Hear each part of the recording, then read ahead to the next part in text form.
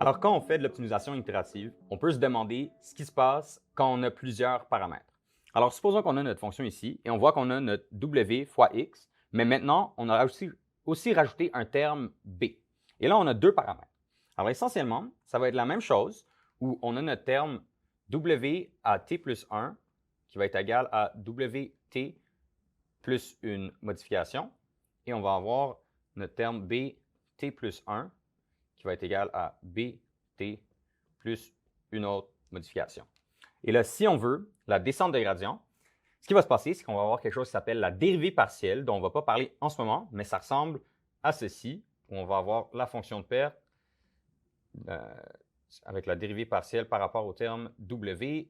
Ici, on aurait notre prédiction et notre étiquette. Et ici, on aurait la dérivée partielle, sauf que ça va être par rapport à b, au lieu que ça soit par rapport à w, parce que c'est la modification pour le terme b.